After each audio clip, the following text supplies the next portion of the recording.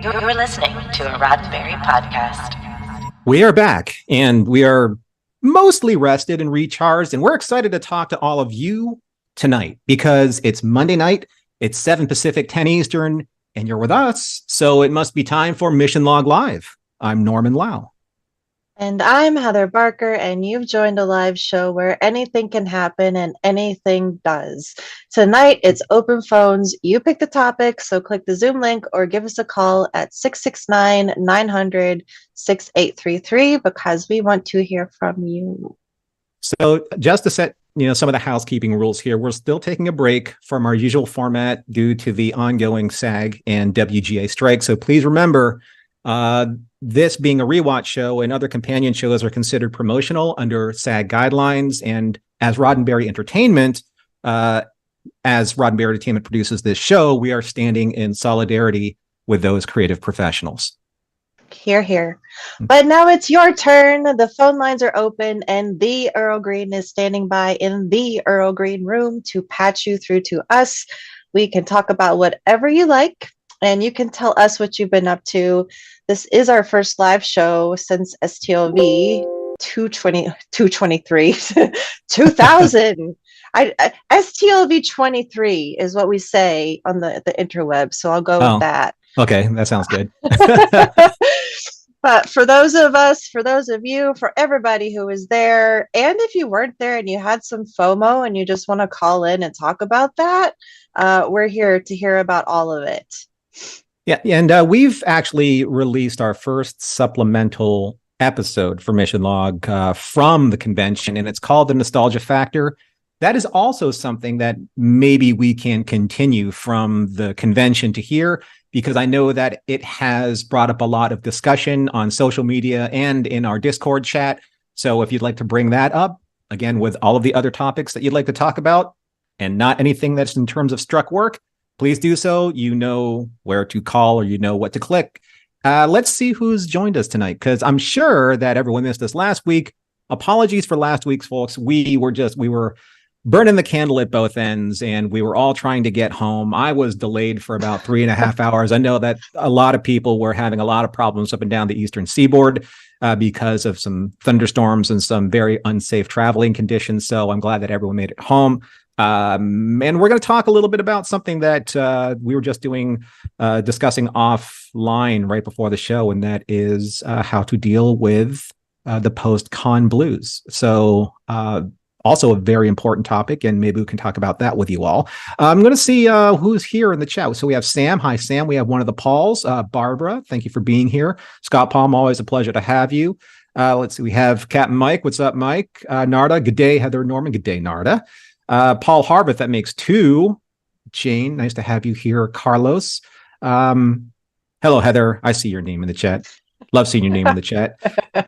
David, let's see here. Alan, yes, it is time for another Mission Log Live. John Arminio, I love saying the last name. Michelle. Hi, Michelle. The Harbuths are here, Paul and Michelle. Love you both. Matthew, Cooley. Sorry if I blew out anyone's ears, but that's what John Cooley's name does to the chat.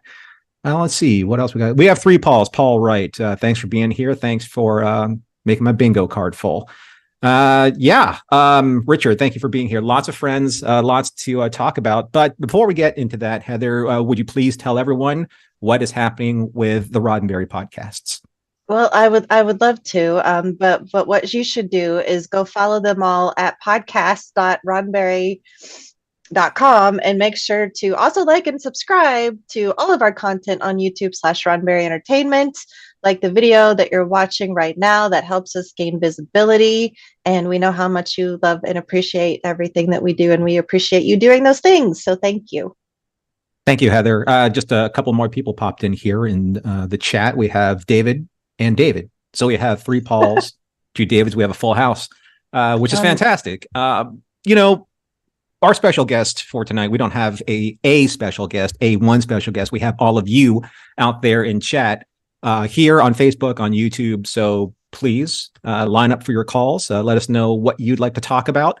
But the one thing, first of all, I'd like to talk to Heather about is the convention. We have the post-con convention coverage just to discuss for a little bit here. And How was your convention? First of all, how are you feeling? How are you doing? How was your convention? Things of that nature. So I had a great convention that was largely made possible by everybody here in the chat tonight, and you, Norm, and John, and Roddenberry Entertainment. But having our Trek family there was super special, and I will carry those memories with me forever. I also carried back not COVID.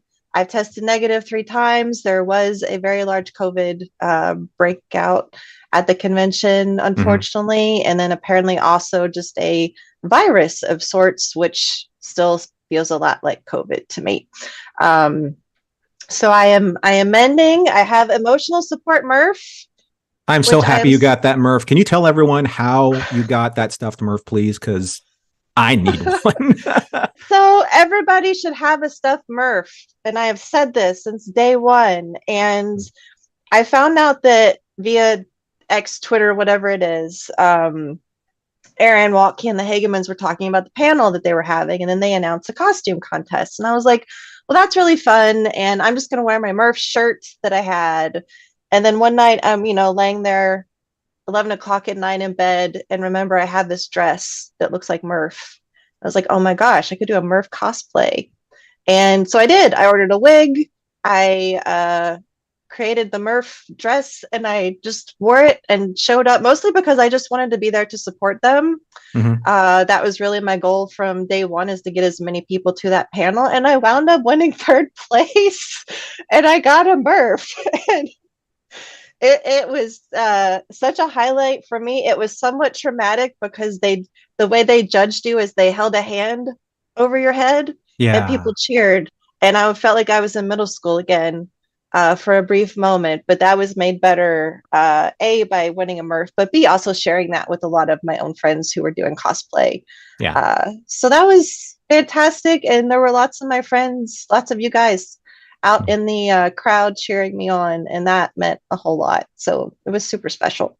Yeah, the con experience is something that's not really quite describable. Some people ask me, what was it like? And it's really different for everybody. And, you connect in ways that you can't. You can share stories, you can talk in long form dialogue. You don't have to worry about 240 characters or people like misinterpreting, everything in all caps versus everything kind of whispered in text. So it's something that I think was very important to us in Mission Log when we created our online community on Discord. We always wanted to create the closest thing to a convention as possible, but it's even more special than that for all of you who maybe be on the, are on the fence about going to a con. And it doesn't have to be the one in Las Vegas. It could be any convention. If you have the opportunity to go to a convention, you feel safe and you feel that, you're going to get something emotionally worthwhile out of it, I highly encourage you to do so. I think we highly encourage you to do so because it's about making these communities. And that's what I've always believed in. And community for Star Trek fans is very special because it's the sharing of ideas. It's the sharing of our fandom, our love, and creating these great friendships. And that's pretty much like my favorite part of the convention.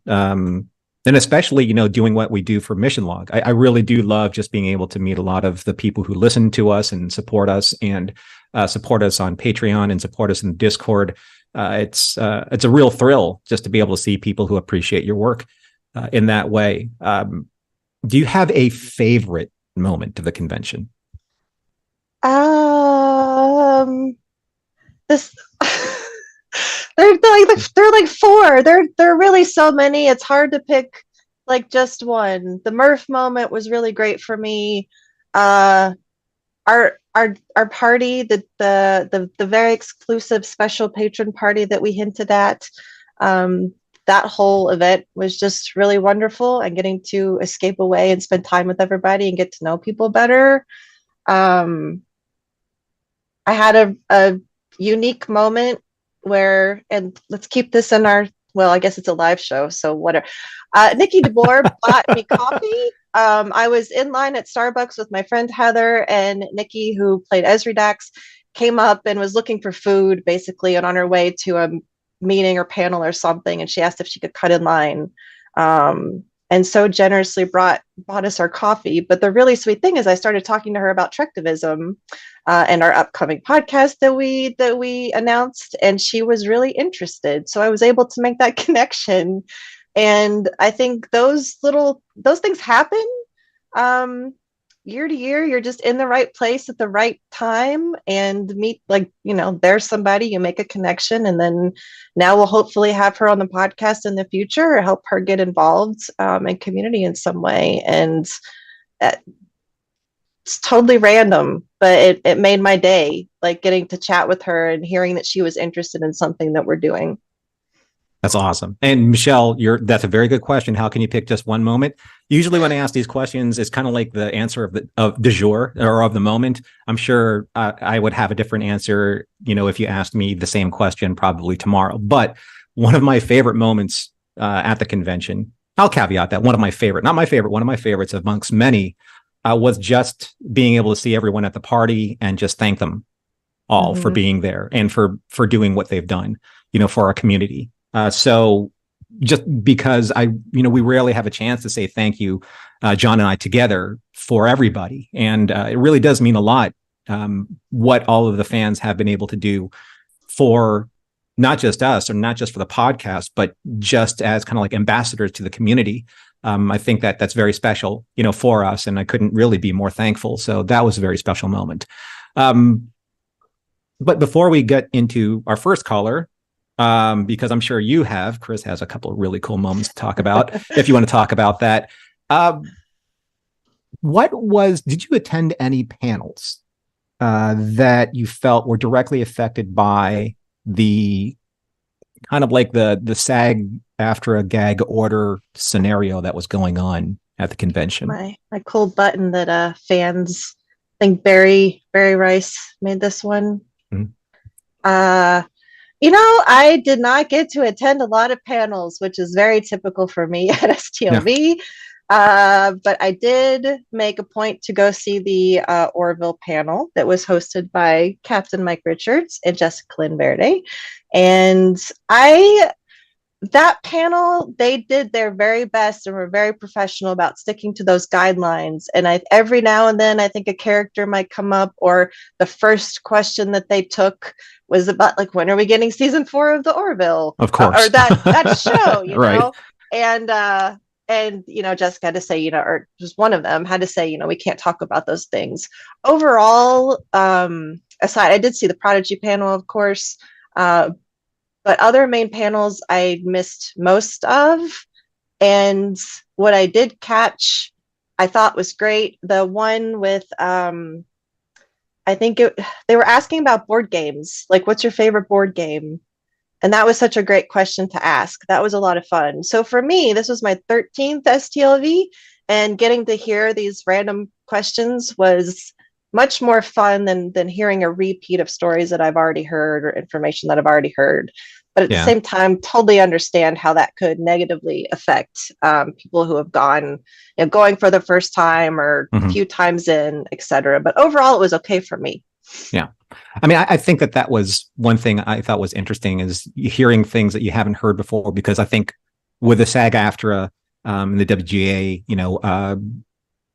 rules in place, even the actors had to be creative in their storytelling and maybe, tell us a few stories they haven't told before. So they probably had to dig deep a little bit. But that's pretty much it, I think, for just wrapping up the con.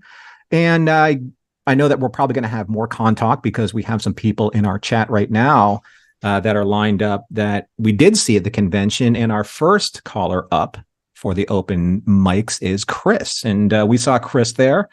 Chris, we had you on stage too for a very special moment. If you care to talk about that, that's up to you. But it was fantastic seeing you there. And of course, all of your incredible crochet cosplay. How can we shorten that? Is that crochet play? Does that sound right? Crochet. I'll think about that. Sure. Yeah, Not sure. We need a catchy portmanteau. No, it's always great to see you guys in Vegas. Yes, fully recovered from Vegas. Recovered from the COVID I got in Vegas. Good. Now, yes, actually, to match your story, I do have I have my special my special glass. Yeah, you did. Nice. So yes, it was very exciting. It was John and Norm and Holly, and I'm blanking on his name, but the it's Craig from Star Trek Spirits. Yes, yeah. yes. I was going to say, like, the president and CEO of Star Trek Wines, who make the Canar and the Romulan Rye and all this wonderful good stuff that we like to drink. And they recently rolled out the Captain's Table Reserve, which is a special limited, I think it's 200 bottles, high-end premium. It's a rye. This year it's going to be a rye. They're going to do a tasting, the four of them. And they do some banter, and they get a little way through, and John goes, you may notice that we have 5 glasses on stage, and there's only 4 of us. And I kind of look at John, I look at Norm, I look back to John, I'm like, what were we thinking? What were we thinking? And my mom is sitting next to me, and she's kind of also pointing at me, like, come on. And John did a wonderful little spiel, member of the community, always has a drink in his hand. Chris, do you want to come up here? I'm like, well, you're dang right I do, John. Of course I do. So I got to taste some of the Romulan, not the Romulan Rye, the Captain's Reserve, which was very delicious, very smooth, just the right mix of sweet and smoky. Then I got to taste it again, because I went to the special tasting they did, where if you committed to buying a bottle, you got to go to the tasting, which is where I got my fancy glass. It's hard to see on camera, but it does have the Star Trek Spirits thing embossed on the bottom. Yeah. But you can also just buy these unembossed on Amazon, because these are very nice special glasses. But yes, it was a really good time. Lots of drinks were had. Look at that. Look at you. I have my little churro. Hey, churro that Chris gave me. Cute. Yeah, that was from another one of those shows we can't talk about last year. Right. Yeah. Well, we can talk freely about the con, so keep going. Exactly. No, it was a really good time. We had my chapel jumpsuit, which Jess Bush really liked. She said, you look quite good in that, Because my joke was I don't look quite as good as Jess Bush. And she's like, oh, no, stop being humble. You look good. I was well, thank you, Jess. That was nice. You have to lend that to Champion. Right? You had your pike hair. That was a big hit. I did have the pike hair. Yes. I wore the pike hair a couple days. Yes, credit, again, as I say, credit and or brains to Alan for making me think of that. But yeah, that was a hit. Anson really liked that. It was funny. I went to go get his autograph, and if you've ever seen him when he does, he's very sort of methodical and zen about it. He's like hand in the thing, he like writes the deal. So he does the autograph, and I go, hey, this was me Wednesday night, and I show him the photo of me in the wig, and I have like the tunic on. He just like cracks up, like instantly. He's like, that is good. That is good. So that was really nice. I actually had him. There's a comic. The variant cover is Pike in like kind of that Lower Deck style, and his hair is like it covers up part of the comic logo. It's so big, is the joke. So I had him sign that, and he wrote, "Bad hair day, not a chance." So are you going to add on to the length of or the height of your hair? We'll see. I do want to make another one, because the one I had this year was just kind of quick and dirty. I want to make one that like fits my head a bit better. Maybe we'll get it taller. Because I do want to get, I want to get a photo with Christina Chong on the cruise next year, because she is just an absolute delight in person. The total 180 from the person she plays on the show. Yeah. That's acting. And has an EP out. Go listen to her EP. It's everywhere, and it's really lovely. Right. And if you have watched a specific show about a specific universe of worlds that are strange, you probably saw a specific episode that had a musical theme to it, and you saw the talent really showcased in that episode, which is phenomenal. If you haven't seen it yet, you really should. And you know what? You don't have to worry about us talking about it on the show, because we can't. That's so, right. But you can listen to it in a variety of different ways. And I think it's somewhere out there to listen to. So go listen to it. But yeah, you're right. It's nice to see or meet actors, of your fandom du jour. And they aren't exactly who they are on the screen, because sometimes you don't want them to be that character. You want them to be a nicer person, a relaxed person, a little bit more beloved person.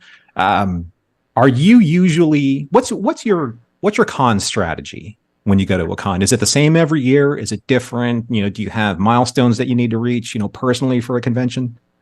Yeah, it kind of varies. Obviously, sort of, I like to always, in the night, we have a group of friends here in LA, so they often host a room party, so we like to hit that at least a couple times. But as for the day, it really depends on sort of who, like, celebrity-wise is there, and mainly, like, whether or not do I need autographs and photo ops or not. So this year I was doing a lot of autographs because I had a couple items that I was just going to get a bunch of autographs all on one thing. So I have a Strange New Worlds comic that has a bunch of them on it. I had an Orville comic that has a bunch of them on it. And that's what I like. I like getting one thing that has them all on it. That's is the way my brain works. So this year was a lot of autographs. But yeah, if there's not a lot of autographs, I just sort of, what looks interesting. I don't try and overtax myself. We can always go back to the room and have lunch. It's not that far away, that kind of thing. I definitely, as the years have gone on, adopted a more sort of low-key approach. This, I think, was our 9th or 10th year. In the first couple years, it was very much like, go, go, go. We have to see all the things. It's new and exciting. Right. And as time goes on, like you guys said, the actors tell the same stories over and over again. And so it becomes less about that and more about seeing people, passing them in the hallway, hanging out at the masquerade. Yeah. Heather, do you have you've been going for 13 years almost consecutively with, a break that you took. But do you plan your convention similarly every year, or does it kind of like wherever the wind takes you? Wherever the wind takes me. And every year I'm like, oh yeah, I'd like to go to those panels. And I do try to make a point, but I organize quite a few things. So I have to be in certain places at a specific time. And then if I do any panels, I have to be there. And the rest of the time is what Chris just said, talking to people, meeting people in the hallways. And now at my age, I need like a solid 4-hour nap in the middle of the day. It is by far the most stimulation that I get all year. And I love it. And I want to emphasize that. I wish I could be there for like a month just getting to talk to everybody in person. But it is a lot, and I have to go disappear and recharge. And now I know that I have to plan for, because when I don't get to do that, I really don't enjoy the convention as much because I'm tired and then prone to getting sick. So yeah, you have to be careful about that, because that's illnesses.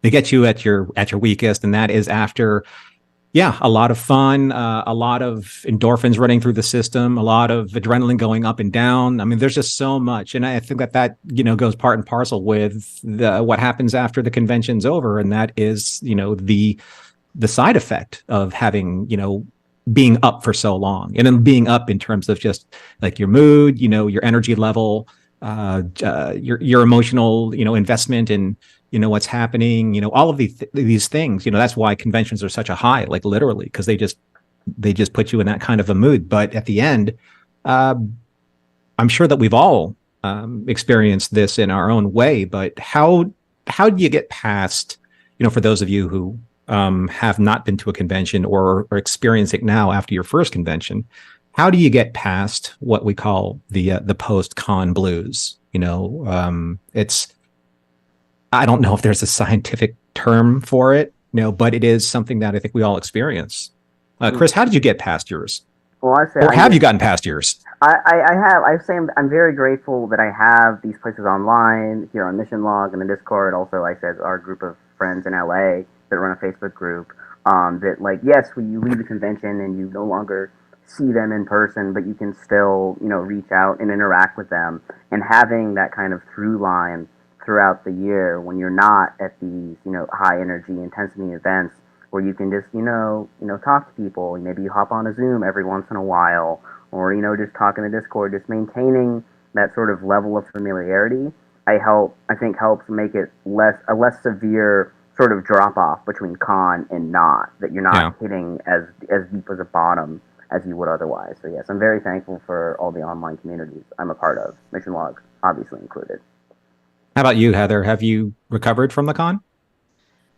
Yeah, I've been too sick to even think to battle with the depression, but it definitely sits in because I want to be with everybody more. Like, I just wish that getting together with everyone was a more accessible thing that we had throughout our lives.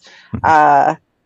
But like what Chris said, like especially having the Zoom, like the video chat, that's something that I've really only started during the pandemic. And I like being able to see people. That takes it to a different level than just doing like voice podcasting and stuff like that. And I do want to throw out the different towns. If you look on Facebook, there are away teams. Like Chris is on the LA away team, and there's a New York away team. I think there's an Orlando away team, which is a little too far away from me, but anyone can do this. Anyone can take the initiative to hop online, hop in a community group, say, are there any Trekkies out there? Anybody like Star Trek? Anybody want to get together and create those away teams or little groups on your own? I know there's lots of small towns in this country, and that makes us feel more and more secluded, but it's one of the reasons why I tend to wear Star Trek stuff visibly, because it usually strikes up a conversation, and then I can at least make those connections. So yeah, I think having this especially helps me beat the con blues, but it'll probably set in more like after I'm feeling better and getting lonely for everyone. Yeah, I think that's it's different for everybody, and we all have our ways to kind of heal from that process. It's funny because you're healing from something that's amazing, but it's still a healing process because it was so amazing you don't want to let it go. And it's definitely, there's highs and lows. The highs when you're there, the lows when you're gone, and everything in between until you get to the next convention. It's 363 days. I just until when I finally got back. So. Chris, it was great having you on. It was great seeing you at the convention, and we're going to let you go here, get on to our next caller. I hope that, hope we get to do this again sometime. And maybe soon we'll get a resolution to SAG-AFTRA and WGA and be able to talk about our show again or shows. So yes, fingers crossed for that. Always wonderful to see both of you. Bye, Cheryl Girl. Thank you, friend. Thank you, my man. Good to see you. Enjoy that neat glass. So what Chris is drinking from is actually called the Neat Glass, NEAT. Take a look online. We actually had the privilege of having George, who is the creator of the Neat Glass technology, with us at the private whiskey tasting for Star Trek Spirit. So it's I thought it was kind of balderdash, when he was going through it. But we have an expert coming up here. Before we get to Paul Harveth, who is, I believe he has several doctorates in gas chromatography. I'm selling you, Paul. Don't, ride it out for at least 30 to 40 seconds, before we start calling the BS on that. But we're going to talk a little bit about something that we have been fortunate to have and build in a community that's been getting us through some of these con blues, and that is our Discord. So if you're not familiar with what we've said before, you may be new to Mission Log Live, and welcome if you are. But what we do on our Patreon is a way that you can support Mission Log through Patreon funding. You can go to patreon.com/missionlog and take a look at the different tiers of support. And then you can also, from a tier of support, join our Discord. And our Discord's a community that talks about, what do we talk about, Heather? We talk about a lot of things. We talk about everything. We talk about food. We talk about travel stuff. We talk about shows that we watch, many different types of shows that we watch. We get together on Tuesday nights to keep the convention spirit alive with Paul Harveth, who we might be talking to soon. And that is, I love that, because that is like brought up by being at conventions, and we get together and chat about, sometimes there's a topic, sometimes it's bowling. Which was so fun. We did. There was bowling at the convention this time, so we took it to another level. But it's a really wonderful moderated space. So it is private in its own sense. You're not going to say something and have some troll drive by and leave a hateful, mean comment. It's moderated so that kind of stuff doesn't happen. But everybody still gets to share their opinion, and we share plenty of opinions that we all disagree with, and we're still friends. Imagine that. Because we have a chance to share that in a safe space. So we have live shows almost every night talking about different parts of fandom. And all of this, for the price of less than a cup of coffee some places, not necessarily Starbucks, but in some places. So please take a look. Oh, and also, this is something that we've been doing recently on the shows that we are allowed to release. John and I we do a pretty thorough job when we prepare for our podcast, and some of that material doesn't actually make it to our main show. So on the uncut version of the Mission Log show that's only for our Patreon subscribers, and it's an exclusive for them, we put what's called value-added material in there, and it never makes it to the final show. And it's only for our Patreon subscribers. So if you want to hear more of our hot takes, sometimes they're hotter than others, for Mission Log, certainly, please take a look at that. And please, hopefully you can sign up for Mission Log on Patreon. So it's patreon.com/Mission Log. We hope that you can join us on Discord. All right. So if you've looked up in the last 30 to 45 seconds what gas chromatography actually really is, it really doesn't have a lot to do with whiskey tasting, but it kind of does a little bit. Either way, though, I know that when we were there, Paul Harveth is coming up as our next caller. You kind of validated that a little bit. You thought the science was actually interesting in terms of how gases escape during the whiskey tasting process. So, first of all, not a doctor, but I did do gas chromatography, mass spectrometry for well over 30 years at a major automobile company here in southeastern Michigan. The validation is I stood there with this glass and listening to this guy explain it, and I'm like, well, that sort of makes sense. When you take a material and you spin it around, the lighter material will escape, and heavier components will remain simply because of the motion of the material up and out, particularly lighter highly volatile compounds come out. So when you take this glass, which I think you showed, it has the shape, you swirl it and the ethanol comes and sort of oozes over the edges. But the other material doesn't ooze with the ethanol. It sort of stays in the middle and slowly rises and then oozes based on how heavy it is. So it makes sense. And your nose is an incredibly sensitive detection device, even more so than some of the advanced scientific equipment I used. So lo and behold, it worked, and it worked beautifully. And my wife is just fascinated by it, and she just loved. She still has the glass, and as it's changed over the course of 2 weeks, it's still there. The notes of whatever's left over from that material remain. It's just an amazing, amazing science to see and witness. Now, the price point was a little steep, but yeah, it's 200 bottles out of one barrel from a man named Crispin who talked about how he learned how to do it. So I can't thank Star Trek Wines enough for what they did for our gathering.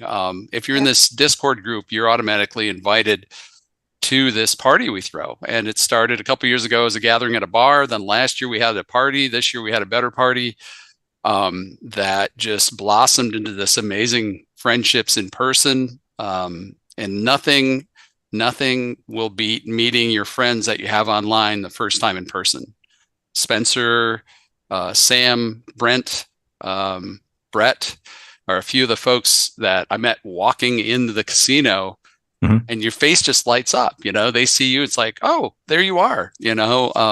Just you can't really put a words to what that feeling is. So I'm all for getting people together in a space that's safe, and we're all there for the same reason. That's to talk about the same interests. We talk about the show. Sometimes a few people from the show show up. Somebody named Bonnie Gordon showed up. And more interesting for me as the party goes longer, we get past 10 o'clock, a few other folks just sort of meander in. Now, how they find out about it is, there are ways, but a person by the name of Dave Blast showed up at the bar while I was pouring wine. And you can imagine how that went when I found out who he was.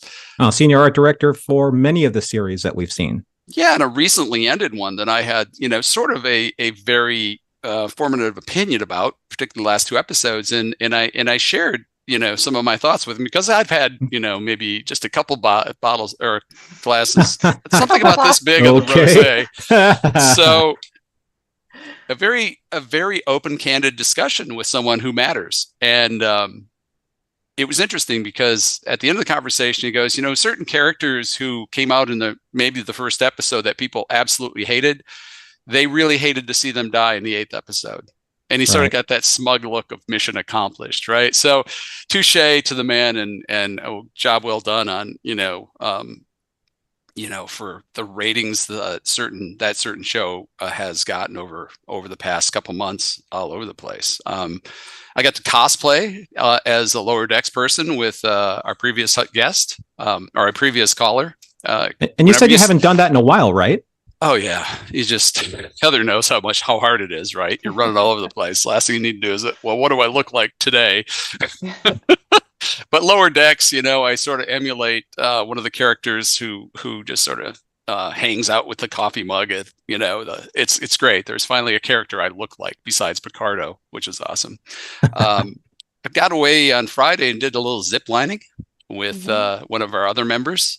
And I can't tell you how great that was. Let's see what else we got. That was on Fremont Street, was it? Fremont Street. You feel like Superman. Literally feel like Superman. Yeah. Got coffee for John and Jessica every morning because of the Keurig, and it avoids the waiting lines. As both of you know, if you try to get coffee at Starbucks, you can be there half an hour to an hour. And I'm like, oh, totally. You don't have that much time. So we brought a device to make coffee, and it I don't know, whatever. We did it. There it is. Had great acceptance of the 2 drinks we came up with, the Boy Me Up and the Tendini. Yeah. What else we got? Those were good. Yeah. That's actually a good survival tip for those of you who you go to these conventions. If you're a big coffee fan and you drink a lot of it in the morning and you need it before you step out the door, you got to do what you got to do to make sure that you get that into your system, because that is a real thing. Some of these places don't offer coffee pots anymore in room, and it's really difficult to get in line because everyone knows how much coffee black means, or coffee with whatever means to your morning. I mean, that's a real thing. I want to compliment Heather on a great panel, the Trectivism panel on Sunday, particularly as late and you're well into the convention and you're exhausted, and here you are doing some amazing work on stage with Matt Simone and a couple other guests. So that was awesome. Well, thank you. Yeah, that is. I was like, oh, no big deal. Panels on Sunday, it will be fine. And by Sunday, I had a sore throat and feeling it, and I was like, all right. But again, we came out and I sat down and there was all of our Mission Log family. And so I felt so supported, and that helped me feel good about talking about all the good stuff that we're doing with the podcast. So thank you. Absolutely. Just a couple more things, Norman. One was your substitute on Saturday, called in at the last moment as John Champion took ill with a bad back. Yeah. That was awesome, dude. How was it? It was fun. It's kind of like you don't really have a time to think about it. You just kind of have to grip it and rip it. And it's easy when you have Jessica Lynn Verdi like backing you up, on the side, and she's really good friends with the Greatest Generation podcasters. So it was kind of like I wouldn't say it was a no-brainer, because you still have to be a little bit on, because you're staring out at a sea of people. I say sea because my ego's that big. I'm like, yes, a sea of 25 billion people were watching us. No, but it was a full morning, and the show must go on. I mean, that's just part of it. People come in and expect to have, this morning to settle into the convention. That was Saturday morning, I think it was. And I mean, just, you got to do what you got to do. And, John just kind of looks up and he goes, you got to do it. And I'm like, yeah, you got it. That's just part of being part of this team. And we all do it. We all have, the best way to pitch in and make sure it all works, because, we have this great community that we don't want to let down. And, we want to make sure that everyone goes away with a good time. And that's part of the process. That's it. So the euphoric moment at the end of the con, when everything's over and we've taken our pictures, and all of a sudden the Rolling Stones come on and Norm starts dancing with my wife. You got to destroy all that footage. Like clear joy. It's just sheer joy of having, witnessed an event that you're going to remember for a long time. But then Mike Richards, of all people, drops in with air guitar like I've never seen before of Keith Richards. It was, something that's burned into my mind. It's just burned. It's burned right there. You just have to witness that in person. Yeah. That's as far as That's a different level of Patreon. It was unbelievable. So I'm going to leave everybody with this.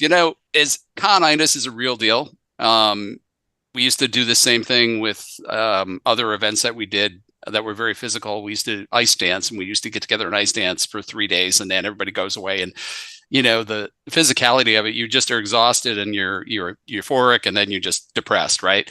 Yeah. So the way I've learned to deal with it is start planning your next event.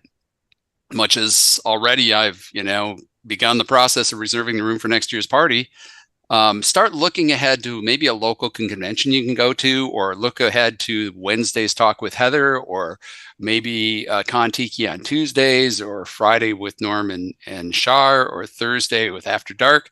Make that your next thing. And that way you get to see these people again. It might not be in person, and it may not be as intense, but just look forward to the next time you get to have a chance to talk with these people, because it's never a given, and just enjoy life and roll forward.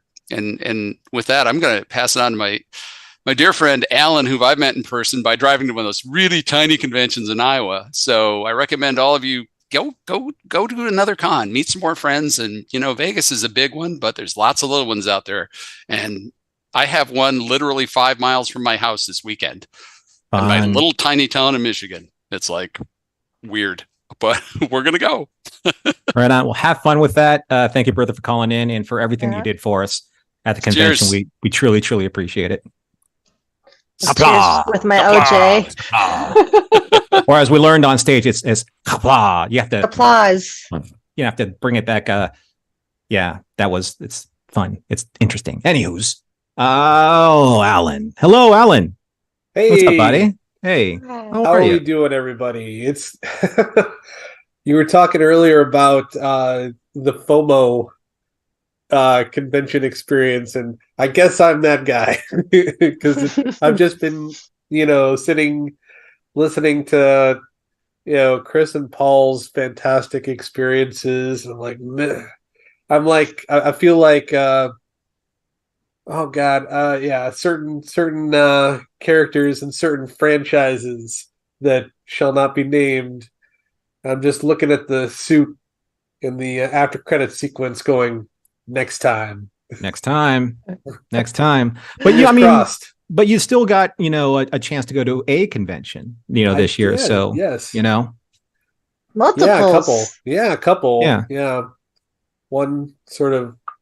I think it was over in this area of Des Moines. It's a little bit hard to see with all the buildings in the way, but trust me, it's back there somewhere.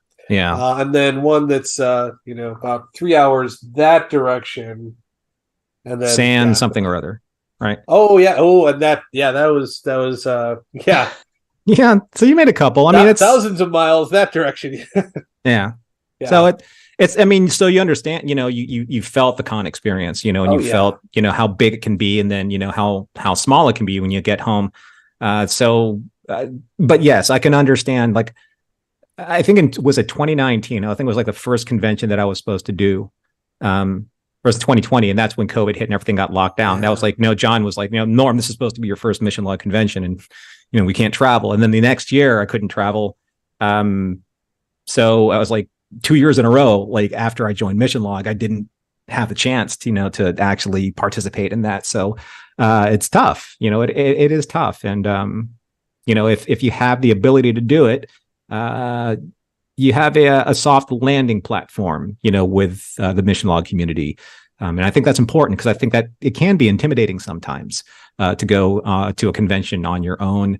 You don't know anybody. You don't know where you're going to land. You don't know who you're going to hang with. You don't know if it's going to be, nerve wracking or if it's going to be, isolated. You don't know.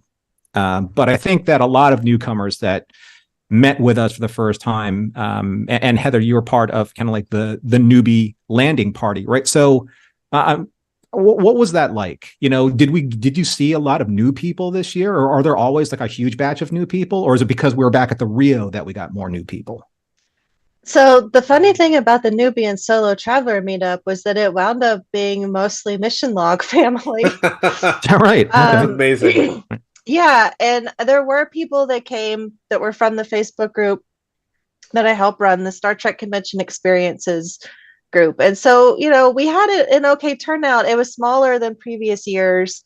And that may be because it is Wednesday night and a lot of newbies don't know to come in Wednesday night or come in later. But regardless, a lot of people were already at Masquerade. So we had that meetup at iBar. And then by the time we moved over to Masquerade for the landing party, like that bar was jumping. So I think people were just kind of scattered. But I will say, Alan, that we missed you. Aww. And to everyone, like it I wish that everyone could be there and send me a note. I know how to do this on a budget. I know how to help people plan. So feel free to reach out because I can help people try to find ways to get there. Although if you're me, you just save everything for this one convention. Yeah. But it's worth it. Kind of like our Super Bowl, for Star Trek fans. Yeah. For sure. Right.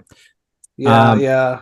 And that is great to know. And it's, fingers crossed. It's always a matter of just, will that weekend be available? Will I have the time that I can devote to that? And, hopefully, fingers crossed, 2024 is the year. But yeah, just the idea of being able to go to something like that as just as a single traveler, and knowing that there is that sort of like almost safety net is just very encouraging. I've sort of that's sort of been one of my personal goals in the last few years, is just I just got to a point where I thought to myself, every vacation that I've taken in my adult life has been either some sort of converted business trip, or a family thing, or a thing that I did with friends, or for this event, or for a wedding, or for that event. And I was just, I got to a point where I was like, I need to start being able to be okay with just me as myself, just traveling and, doing things on my own for myself. And yes. Yeah. I love it. A little bit of self-care. Yes. Yes, do it. Look, my self-care now is going to Disney by myself. Yeah. And it's amazing and everyone should try it. But I especially love that Mo started hanging out in our Discord chats, like to try to get to know people. And so Mo and Sandy wound up connecting to go from the airport to the Rio. And then when I got to the registration line, there they were. And again, it was like you have that moment of just like, oh my God, it's you. And everybody should have that moment. And this convention especially is just because of the number of us that go together. And like this is the place to meet the most people. And I hope that the same people that came this year will be able to make it next year. Plus you, Alan. Plus, I'd love to see John there. Who's waiting in the wings. But I would love to see everyone and meet everyone in person. And I hope that happens. Yeah. Fantastic. Yeah, I'm like I said, I hope that the stars align. Yes, me too. But I want to get two more callers in before we have to go. So Paul Harvith says it's time for an Alan song. Yes. Yeah. I threw this out there. Do we want to, I have something prepared based on, possibly the fact that a certain show might have had a musical episode recently, and some stuff went down in that episode, and one of our favorite couples may have hit the skids. And in a universe where music spontaneously appears to help you deal with your emotions, maybe it could have been worked out a little bit better for one of our characters. Too bad we don't live in one of those universes now, because it would make singing this a little bit easier. but I fear that might actually strike a DMCA warning, and we don't want that either. No. So, I don't even know what that is, and I don't want it. So. Yeah, digital music copy something or other. But all right, Earl, keep your finger on the dump button. Yeah, but perhaps if a certain character had been able to express his emotions, it might have gone a little something like this. Bum ba da ba ba ba ba da bum ba da ba ba ba ba da bum ba da ba ba ba ba da ba ba da ba ba. Starfleet's got no money, our clothes are kind of funny, her hair is kind of wild and free. Oh, but love grows where my nurse chapel goes, and nobody knows like me. She sounds kind of brainy, and people say she's zany for xenoarchaeology. Oh, but love grows where my nurse chapel goes, and nobody knows like me. There's something about her medical mind keeps me feeling so fine, and I just gotta say, hey, she's looking like a pinch on the neck. Now we're off on this trek, and I can't get away. Everybody's sulking because I'm a lucky Vulcan, and I love her logically. Because love grows where my nurse chapel goes, and nobody knows like me. Yeah, people, major hearts. Michelle's dancing along with you. I'm going to leave it up to our producer whether or not that's going to make final cut on edit, but we appreciate that. Loved it. Yes. Absolutely loved it. Your talent is boundless, and we love having you here, man. We love having your energy here. Oh, thank you. Yes. Right. All righty. And live long and something or other, everybody. Have a good one. We'll hopefully be able to talk about stuff later. Yes. Fingers crossed. Sing along and prosper, my friend. Yes. Yeah. We'll talk to you next time. And let's see if we have a follow-up song, a little ditty from Mr. John Arminio. Maybe not. Maybe yes. Maybe not. Yikes.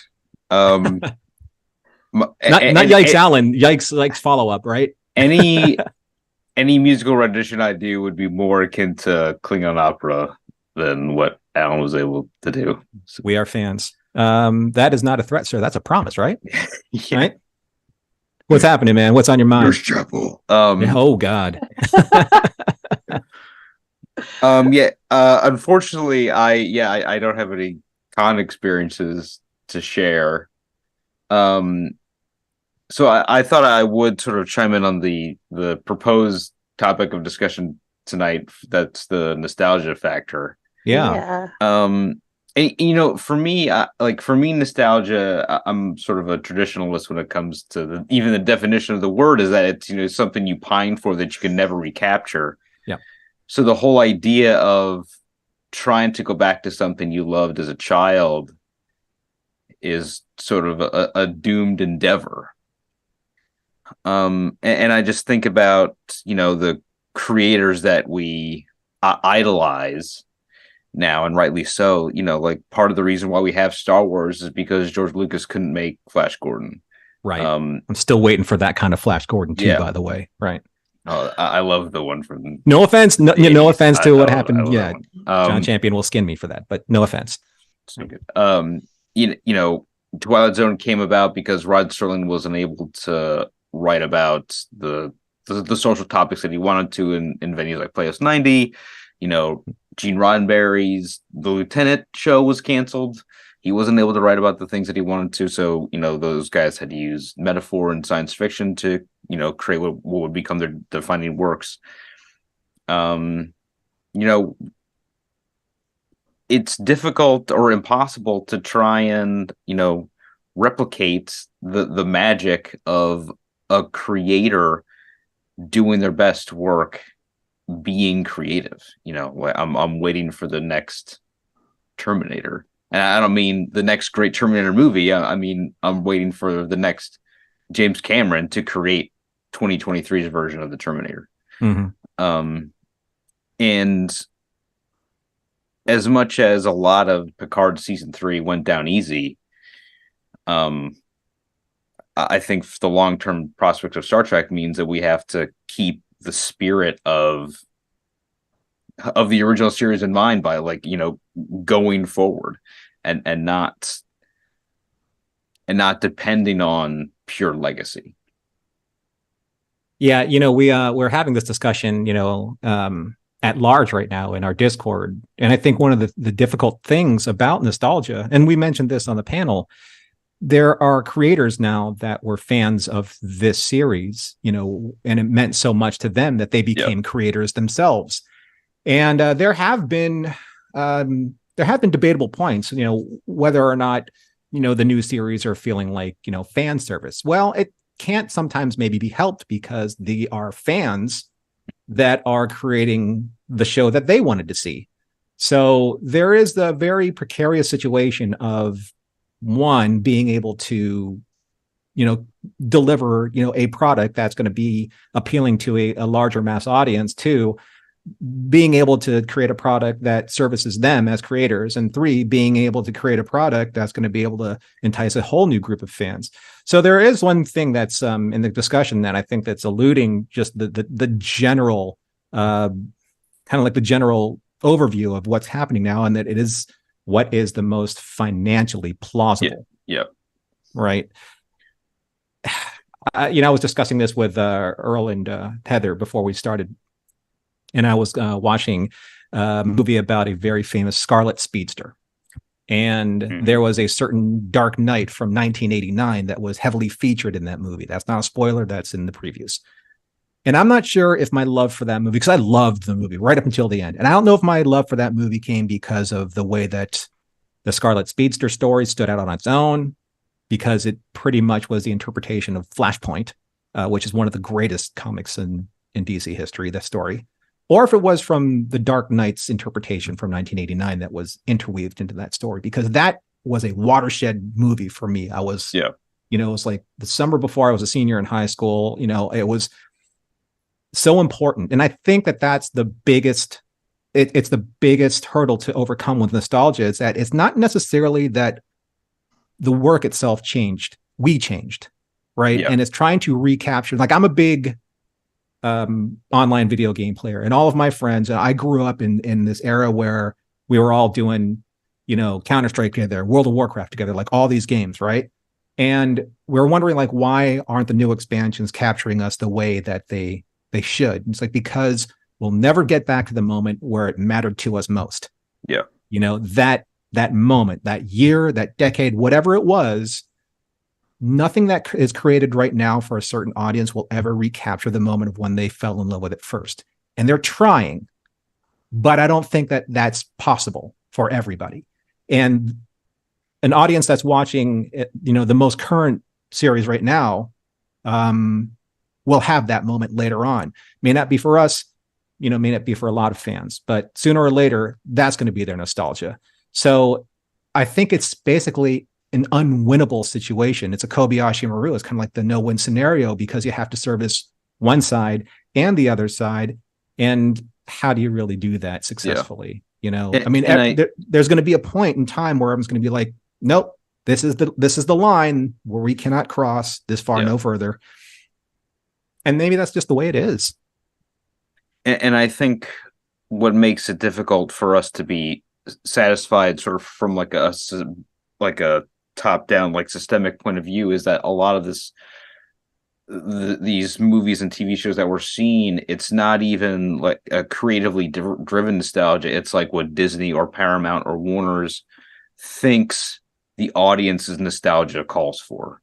So that's why I think you had the very uneven Star Wars sequels. A lot of what Warner Brothers is doing right now, like David Zaslav doesn't know what fans want. Like these, corporate ding dongs are looking at, algorithms and are not, don't have a creative cell in their body, and they're not allowing for true, like art to come from these franchises, these stories that so many people love, and I don't think that whether they're going for nostalgia or not, we're not going to get good stories that way. But I think what we saw with Barbenheimer is that you had these two very creative, different movies that sort of exploded the box office. One was made from like a brand, but it was done with an incredibly unique, new, like almost dangerous take, and another was a 3-hour historical biopic. And I think there is room for creativity in the entertainment industry, and that includes Star Trek, definitely. Yeah. Can I just quickly Yeah. Excuse me, the Barbie movie is such a great example of where something has succeeded. It has been phenomenally successful.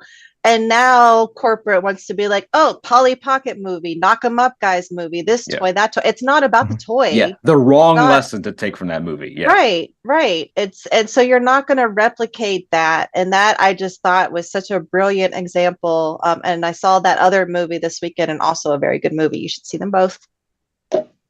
Yeah. Yes. I think it's a very again, it's very interesting times in terms of what can be sold in a way where I think the bottom line is being protected, and that is something that's tried and true. And nostalgia is tried and true because there is a pocket audience that will always be supportive in one way or the other, because it's either they were into it, someone they knew is into it, or their children are into it. So you capture, you snapshot like 2 generations worth of audiences, and I think it's good enough for especially streaming services to say, yeah, we can we can maintain and those subs without a lot of erosion over the course of time. So I think that nostalgia in and of itself, I think, is important. But I think that it's also one of those things that is so easily perverted by people who know how to use it against their own audience for that very specific way of making sure that their bottom line is ensured. And real quick before we end the night, that is one of the topics that Rod Serling frequently wrote about, his own preoccupation with wanting to recapture the innocence of childhood and his own nostalgia and the danger of that. That was frequently a topic of Twilight Zone episodes and something he talked about personally. Very cool. Yeah. I mean, eventually these things kind of like fold in on themselves, but I appreciate you calling in, John, and talking about nostalgia. Yes. It's something that it's not a zero-sum game, this, discussion. It's just, it's like, where would you like to discuss about it? What point today? For how long? Thank you for allowing us this forum to talk about it. I really appreciate it. Absolutely, man. I appreciate you calling in. Thank you. And we'll hear from you next time. All right. Take care, John. Bye. We're not closing out the show. We have one more caller. We have Cherie, who's been waiting so patiently since probably the beginning of the show, but you're here. It is your time. And what would you like to talk about? First, I'd like to say that when you were saying about how like having the actors talk about themselves was like really interesting and things that you hadn't heard before, because a lot of times when like they ask kind of like some of the same questions, it reminded me of when I got to see Neil Gaiman, and I was such a Neil Gaiman nerd at the time that I watched every interview that he had done pretty much. So I knew all of the questions that he had been asked recently. So he answered my question at the event that I went to. And I thanked him when I went up to get my book signed for answering my question. He's like, no one's ever asked me that before. I was like, yeah, my hours really of cool. watching interviews. It's paid off. You did your Very homework. cool. I also wanted to ask when STLV is next year. Do we know? August 1st through 4th. But I recommend coming in, and I think David and Paul were putting in the chat. I recommend coming in on July 31st and then checking out on August 5th, at least on the Monday. Like, come a day before, leave the day after. There's a little bit of wiggle room just to be able to settle in, Yeah. If you want Yeah. to. I mean, that's everyone's time is different, obviously, but for the maximum experience, yeah, that's probably the way to go. Yeah, we'll see if I can even get a partial experience because, like I said, I have a program that I do at work that Right. runs about the same time. So we'll see how it goes. But I had another discussion topic of just like random stuff that I always want to talk about, but all right, for it seems to be like a good time. Mm-hmm. So I've always just kind of wanted to write like a whole thesis paper, which I won't do the whole thing, but just like on how ever since the term was invented, there is no such thing as fake news.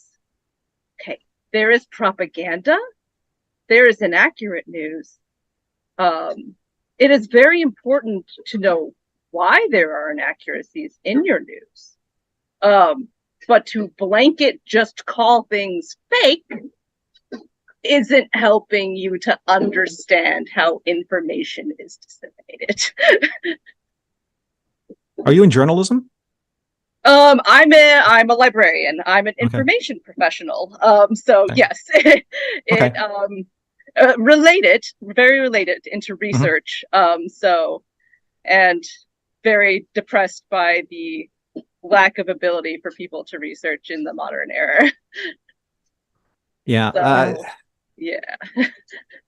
Yeah, that's a hard one to parse. It's just because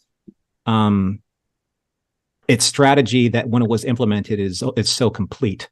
The way that it's used as essentially just an earwig reaction to not having to do any work. And both sides use it now. And because people are just like, oh, anything that I either don't agree with or, I think is propaganda. And I think, okay, yes, it is very important to call out propaganda and to call out bias.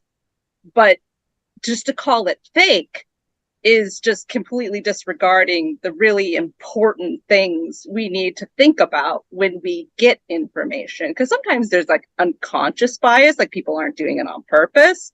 And then there's conscious bias. And then there's like just straight outright propaganda. And it's very important to try to think about like, okay, what would be the motivation of the people giving me this information? What would be kind of their environment? What might be their unconscious biases? What might be their conscious biases? What would they want me to believe? And that can better help you understand, okay, well, what they might be saying, while the facts may be accurate, how they are portraying them may be biased. Mm-hmm. I think that in the day and age that we're in, and believe me, I'm no expert in any of these subjects, but it's just my personal observation that the art of conversation, is, it's a dying art. And I think that a lot of people in conversations, that I've observed or have been part of myself have gone to this, quote unquote, Godwin's law version of just endgaming the argument, basically saying what you're saying. Like, I want to talk to you about something. And I say, here's my opinion. It's like, that's just fake news. There's no discussion. So I don't really know exactly what standpoint you're coming from because there isn't the ability to understand the standpoints. There are no points being made. There are no policies being talked about. There's no theology. There's no science. There's no, anything. And it's just because someone either doesn't want to expose themselves for not understanding a certain salient point or salient points of said discussion, but not even making the attempt to do it and say like, well, I don't just believe that. Well, why not? Because of this. And like, well, it's not a zero-sum game. I'm not trying to like say that I'm right and you're wrong. I want to know like why we're not having the discussion or why the overall discussion at large in society isn't being made or being had. And I just think that it's because there's an art form. And maybe it's because social media has something to do with being able to terminate certain discussions very quickly, and very anonymously. And there's no real effort being applied to be able to understand points of view. And I think that's why, we've been discussing about going to these conventions, any convention where you can express yourself, in a very full and very realized way with other people, so they can do that too, as opposed to just fake newsing somebody. But I see exactly what you're saying, and I think it's a very dangerous way to kind of like engage a conversation, you know. Can I add a Sure. quick thing? Yeah.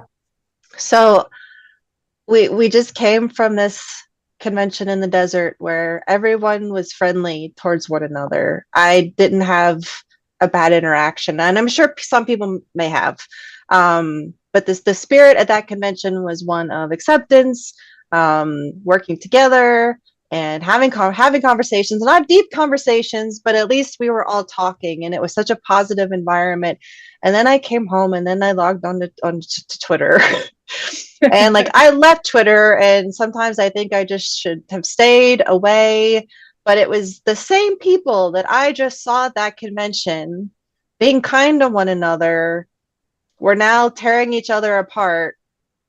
And I'm not going to comment on the conversations that I saw, and I'm not demeaning the behavior. It is what it is. It is the difference in platform of seeing one another face to face. Maybe we don't have those bigger conversations, but at least there is a spirit of, like I said, acceptance and kindness. And social media, it was not that. And that's another reason why I so value our Discord and this community here on Mission Log Live, because we're able to have those forms of communication. And it's really sad because we are more and more isolated from one another. There are more and more mental health issues because we're not speaking openly about what happens to us, the trauma that we've experienced. And we just disengage and shut each other down. And that is the opposite of the spirit of the show that we watch. Like the spirit of the show that we watch was present at that convention. And that's something that was heartbreaking for me, to go online and then see the opposite of that. So it is scary times, but it is, again, why I'm so grateful for our community and what we do. Perfectly said. Anything else on your mind, Sherry? And I'm glad you brought that up because it really is thought-provoking. Well, thank you, because it's been bothering me since like 2016.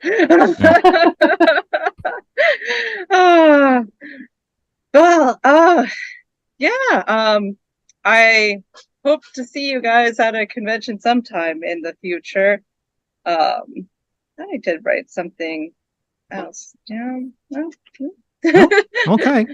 Well, again, stay in touch with us. Stay in touch with Mission Log Live. It's always great seeing you. And thanks for calling in. And you are our last caller for tonight. So yes, there's a bunny setting. That's Buffy. Yeah, yes. she's jumping on her house right now. For those of you who are getting the live feed of this, there's a rabbit sighting. It's very rare. You should go buy a lottery ticket or something. I love the bunny enclosure. Yeah, they're condos. They have larger sleeping arrangements than I do right now. So, but that's they're worth it. They're worth it. Thanks, Sherry, for calling in. We'll see you next time. Thank you. Thanks. Bye. So here we are at the end of this season of mostly talking about worlds that are strange and new. Thank you for being here, Heather, with us for this time. Oh, no, it's my pleasure. I love being here, and I love continuing the conversation on our Discord. And I'm trying to think about, I said that we come to the end of the season, so that discussion was going to end. And even though I'm on there 5 nights a week, I still am thinking about hosting something else. So we'll see. There were lots of talks at STLV about shows that people want to watch and talk about. Mm-hmm. So there is more to come on Discord. And I guess we'll see where the future takes us as far as next shows and what shows we will talk about in the future on Mission Log Live. All righty. Well, that's the end for our season of this particular series that we can't necessarily acknowledge, but we will be back soon. We're going to take a short break and kind of realign the deck chairs here on the bridge and look at the schedule for new content coming up. But until then, Mission Log Live is produced by Roddenberry Entertainment, technical production on Mission Log, and Mission Log Live by the effervescent Earl Green. Be sure to visit podcast.roddenberry.com from the latest from Roddenberry Podcasts. And if you would like to support Mission Log directly, give us a look at patreon.com/missionlog. Again, thank you to Heather for spending time with us on Mission Log Live covering this last season of a show that we can't really mention right now. And thank you to everyone who joined us live here or on YouTube or going to be watching this later. And please stay connected with us across our social media feeds for future updates on this show. And we look forward to seeing you all very soon. This is a Roddenberry podcast. For more great podcasts, visit podcast.roddenberry.com.